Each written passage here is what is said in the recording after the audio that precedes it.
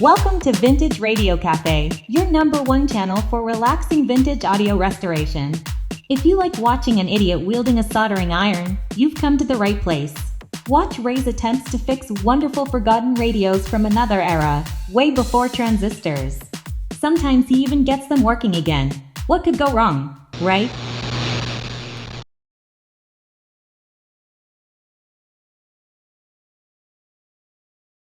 Okay, so day 6 working on the radio.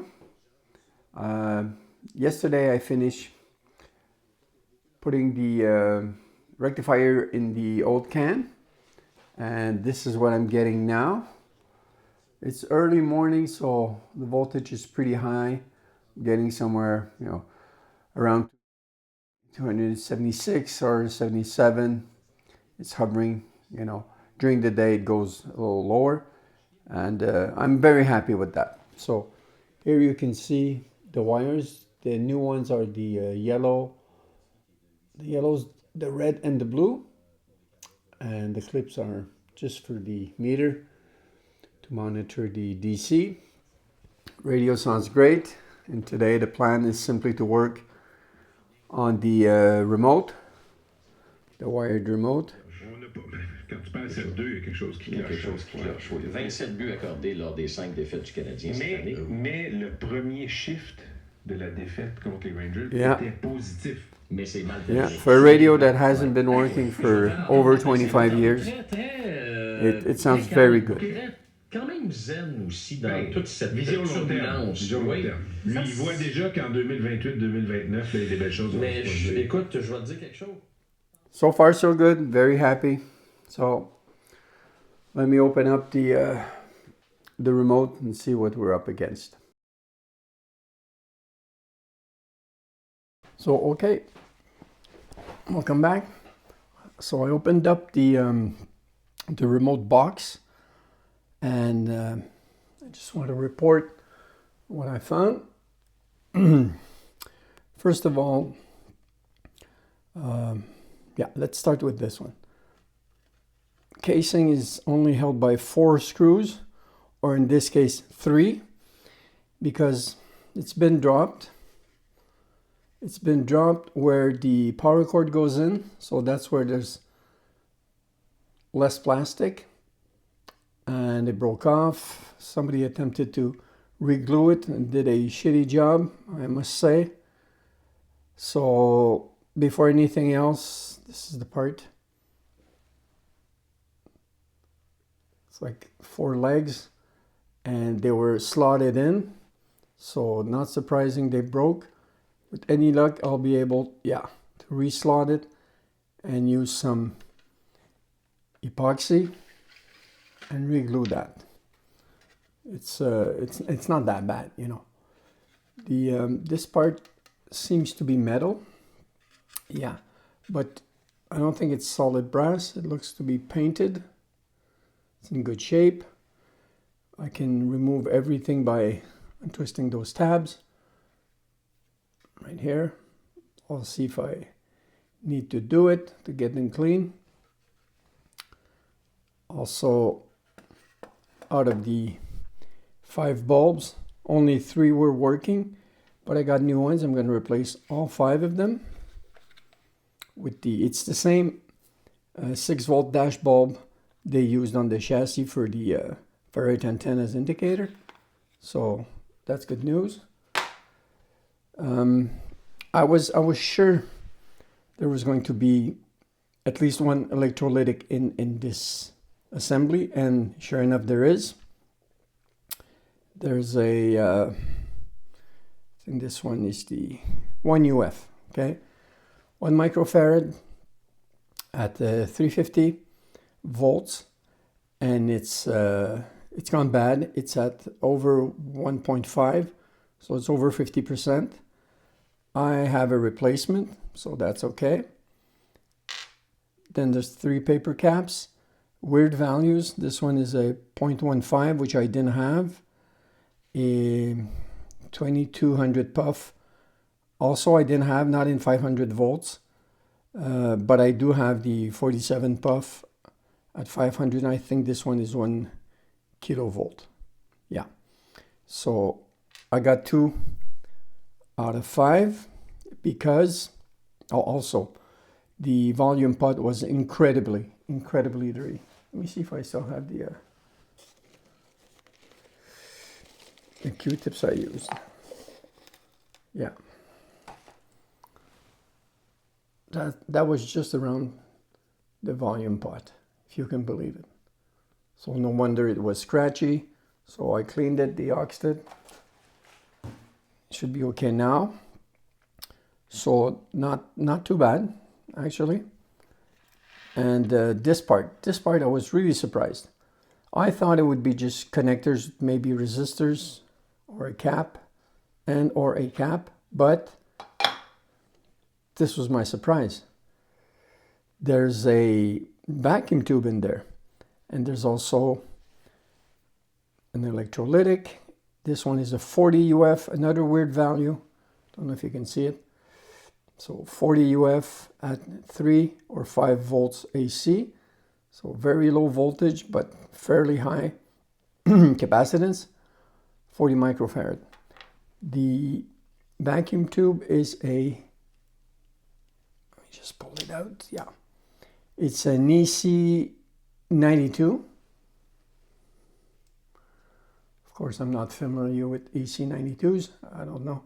I know that they serve as amplifier, namely, so it would make sense connected to the all the tone shaping, volume control. It would make sense they would put something like that inside. And I tested it on the vacuum tube tester, and it tests great. So I don't have to replace that. The contacts, as you can see, are really dark. I'm gonna try to make them all shiny again, but I doubt they caused any problem. I'm pretty sure continuity is still good enough.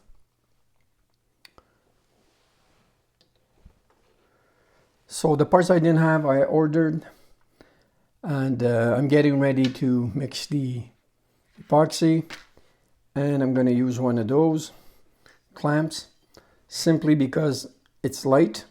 So with any luck, I'll be able to use it like this, and it won't sag down with the weight as opposed to the big ones I have. Doesn't need much pressure, but it needs to be constant for like 24 hours for the epoxy to really take and cure. So that's the plan for today. At least do the box, fix the box, and for the recapping, I'll have to wait until tomorrow until I get the caps I need in. That's about it. The system here is the same. Just like 4 legs that have been slotted in. There's a groove there. There's a groove for each leg. And if you drop it, that's where it breaks. It breaks there. It makes sense. Not sure I would have used that kind of system, but it was probably cost efficient at the time, I'm guessing. Instead of having a sturdier box, plastic box. So it's not something you see every day. Hell, this is not something you see every day. So I'm pretty confident I'll get it to work properly after recapping and putting the new bulbs in. So that's it for my report, and I'll get back when it's done. I might show you a bit of footage when I reglue it. I'll see how hard it is to set up the camera for that. So stand by, there's more to come. Okay guys, so report for today. I didn't do much. It took longer than I thought. I recapped the remote, the circuit, changed all the bulbs. I had 4 caps to replace, the electrolytic here. I had to split open the heat resistant rubber, and I put it back. I left it split like that. It's tight, so it won't move. The other caps, although they were smaller, it was quite a puzzle to run the leads over all the other parts that are there, namely this capacitor. So when I could, I used heat shrink. When I couldn't, I used liquid tape here on the joints to make sure there's no shorts. I've cleaned even more the remote control, and it runs smoothly, turns freely. I hope this sounds going to be good. Also cleaned and polished the box per se. There are still some scratches. There's dust building up on it already, but it's much better than it was. I managed to re-glue, let me show this here, to re-glue this leg, and I tried it, and it's perfectly in position, and it seems to be holding, but I won't tighten it too much, just in case. Still just not original, just epoxy, clear epoxy. And I re-greased after cleaning all the piano keys. I re-greased it. I degreased it first, and I put some new fresh grease. So I just have to reassemble it. Can't see what I'm doing here.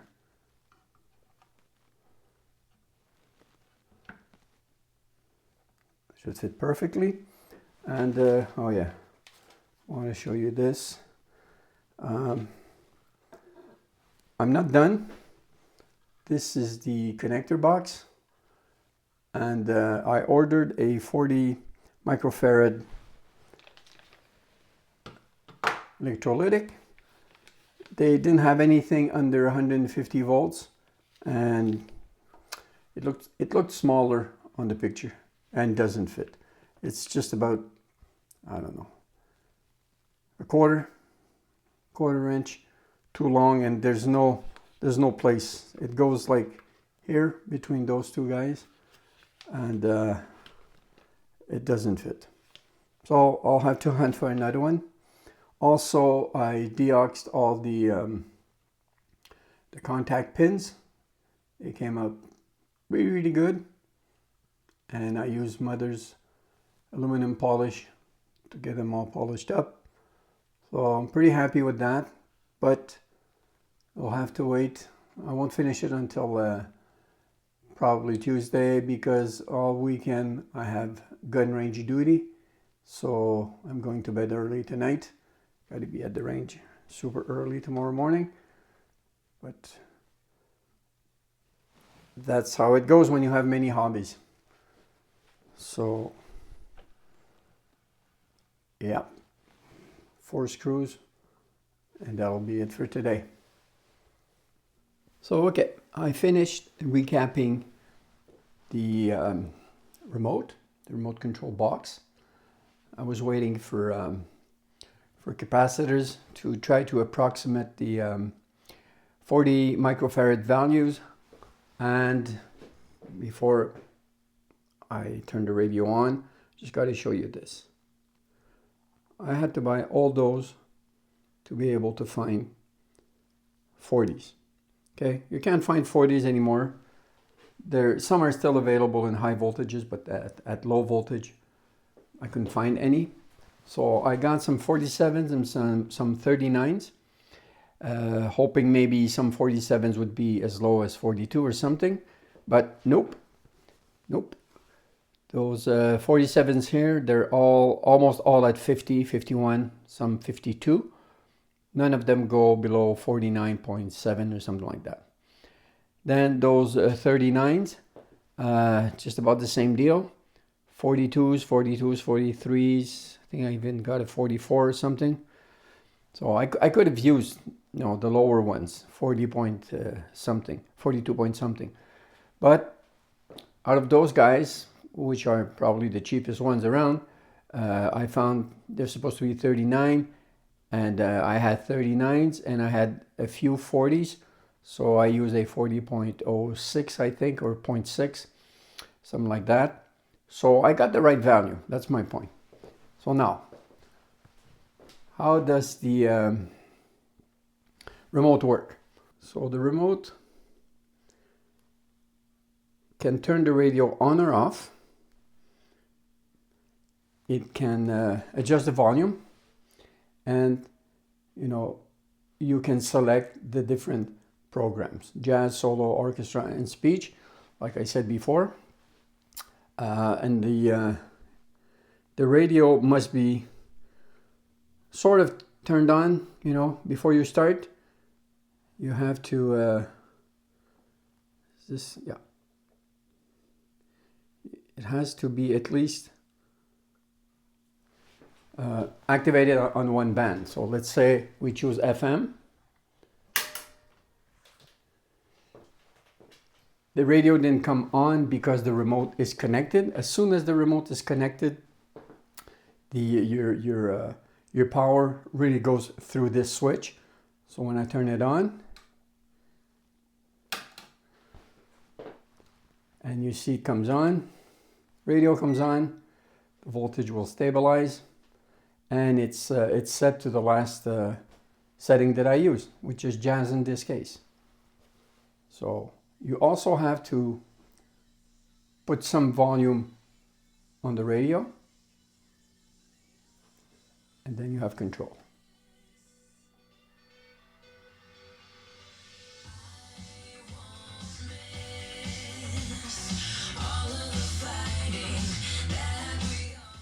I'll try to find just a talking FM.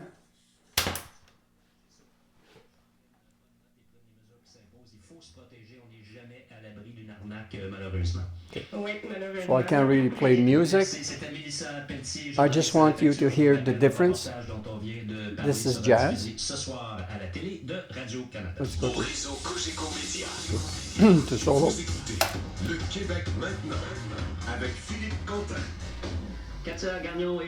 Orchestra. See how the volume is deeper, but is also softer, not as loud. And then speech, which would be the best sound for this kind of program. Again, jazz. Can't really hear the difference because it's not music, but when it's music, the high end really pop out. Solo. That's why they call it 3D. From my point of view, solo, it's like the source has moved closer to me, a lot closer to me. That's the effect I get. Orchestra again, it's warmer, it's more rounded, not as loud, not as precise and defined. So back to speech. Okay. Now, I just want to move close to the speakers. This is the sound from the side speaker, so it should be more mid-range. Now let's listen to the bass.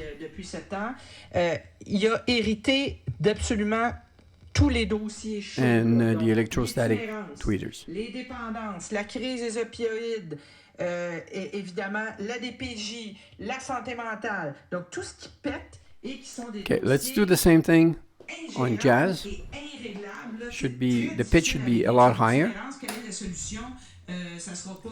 Since we're listening to a program that has only or mostly mid-range, it won't be that obvious, but let's do it again. So, side speakers. Si ça n'a pas été aidé par la pandémie. Donc, M. Carman, il y en a beaucoup dans son assiette. The bass. Et il a, donc, hérité de cette situation extrêmement difficile à la DPJ. And the tweeter. La mort de la fillette de Granby en 2019. Donc, tout de suite après sa nomination, arrive ça. Et là, c'est un dossier qui est lancinant. C'est comme une visite chez le dentiste pour lui qui ne finit jamais. Okay, I'll just turn it off from here.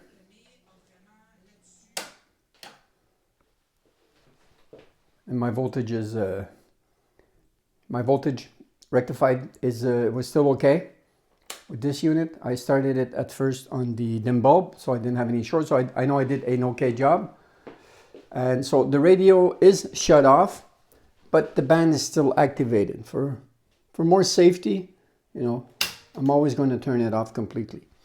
When I want to use the remote, I just have to remember, you know, activate a band and I'll have control. Now, even if I try,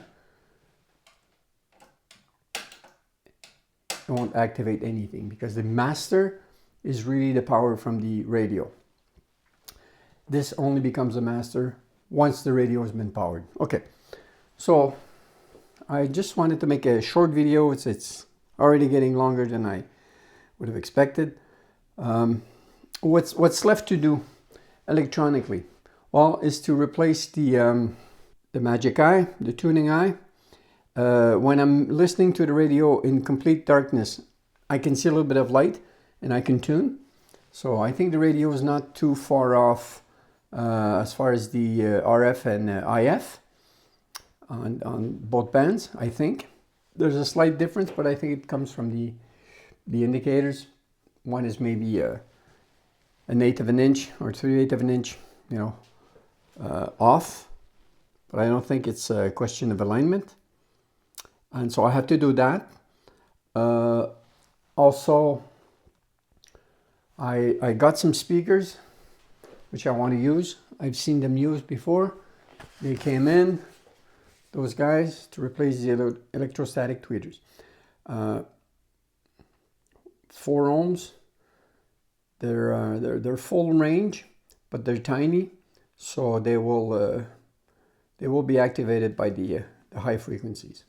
They're not very expensive, but I've seen them using the exact same radio, and the person who did that says it really improves the sound, and I believe it, because now I'm sure you didn't hear much of the electrostatic tweeters playing. The high-pitched sound you hear really comes from the mid-range on each side.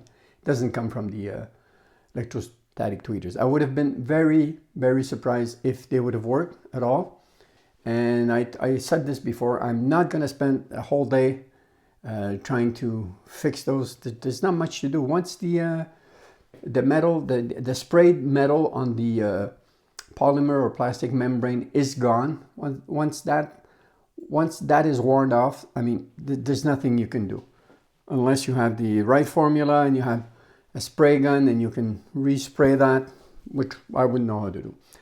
And after all that, well, actually, since I'm waiting for the tuning eye to come in, while I'm waiting, I'll start working on the cabinet. And the cabinet also, I've said this before, I'll do my best, but it's not going to be a sanding job, okay? I'm not going to completely sand it and restain and re-lacquer it. I don't have the equipment here. I don't have the space to do it. I have to work in my basement in a condo. I think it's in good enough shape to just maybe lightly, very lightly wet sand it to get the deeper scratches off, and then I'll just polish it to death with some kind of wax. I'll see what I'll use, but that's the idea for the next week, or the coming week. So there you have it. The remote has been fixed. I'm happy, really happy actually. And with the lights, when they work, when they're on, I think it looks beautiful. So that's it for now, and I'll be right back when I start either changing the magic eye or the cabinet. I don't know which I'll do first. Probably the cabinet. So thank you.